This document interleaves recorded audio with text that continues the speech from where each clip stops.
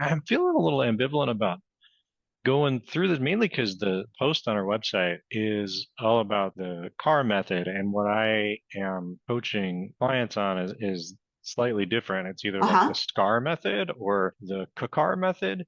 And I've like gone with the CAR method because it's a little easier for me to remember. And I just have this like image of like a Volkswagen Beetle that's sputtering. And so it's easy for me It's to a remember C-cAR. Mm-hmm. a car. And I also just have a personal nitpick against the star method because, yeah, a star is easy to remember and, ooh, you're a star for interviewing so well. But the task part of that, the T, doesn't make too much sense to me. It almost assumes that some authoritarian is assigning you a task, and then you have to report that this was my task.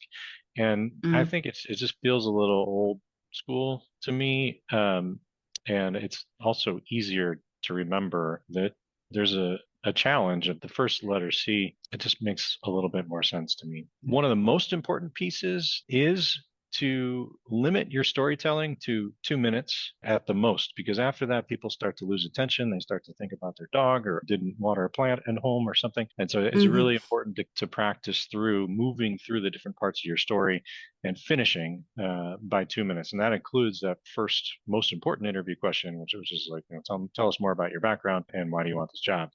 So those pieces, I like thinking about challenges that you faced. This little c, which is after that. So big C is challenge, little c, consequence, big A, action, and big R, what was the result? So Mm. I put the little c next to the big C because it's still car. And as we talked about before, I think about that as like a sputtering Volkswagen Beetle, and it's easy for me to remember that it's like car.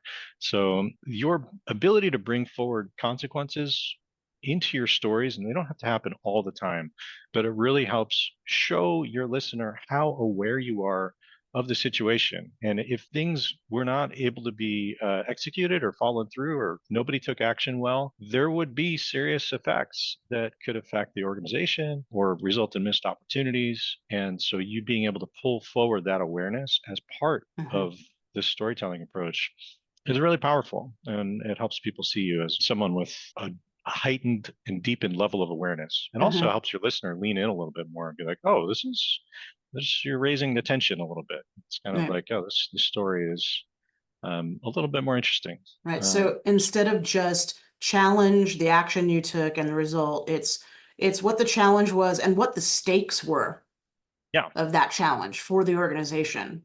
right, exactly. Mm-hmm. And then what did you do? What was your action or your actions and your results? And moving through all those pieces, it could sound like if I was going to get a question, tell me about a time that you successfully overcame a marketing challenge and ready to go. So I'm thinking about the different pieces of what my story would look like.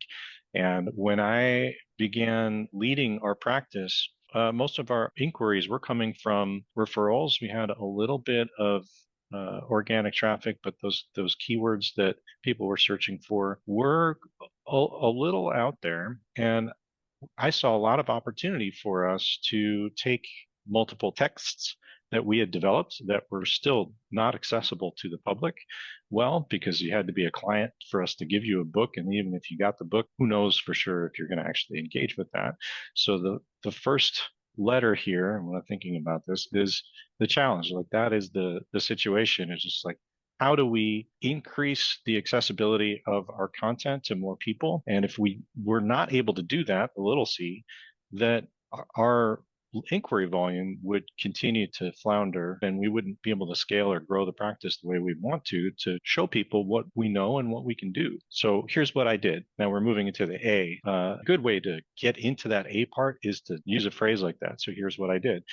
I took a look at all of the content that we had developed across those books and began a process of working with our excellent new marketing team to categorize all of that information and develop a plan together on best practices for taking what was there, adapting it for a web audience to make things short, more compelling, more visually interesting, and integrating the best kinds of natural search engine optimized keywords into those texts and make them really readable. We were able to finish that process over the course of about a year or so, resulting in almost 70 or so new articles that resulted in a quadrupling of our web traffic over the next half year or so.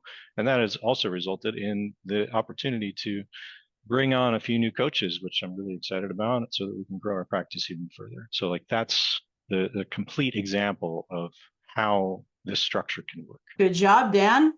Oh, thank you. Quite an accomplishment. And good job, marketing team at Yeah, good Portland job, Career. marketing team, right? Mhm. Who are those people? Yeah. Or Suzie. So Thank you. that was a Yeah. very inception kind of a moment for me as you were rolling out the challenge, the consequences, the actions, and the results there. So is it your addition of consequences? Is that something that you sort of originated, or is it something that you've like worked out with colleagues over the years, or? I did just think about it. And so if someone else sees that somewhere, like a C-cAR, like a sputtering Volkswagen Beetle with a little C, I would be very surprised by that. And I'd be really interested to see where that came from. Maybe Uh-huh. we're having the same dream. Right. But So let's I did trademark come it up with as of trademark it as of this video release.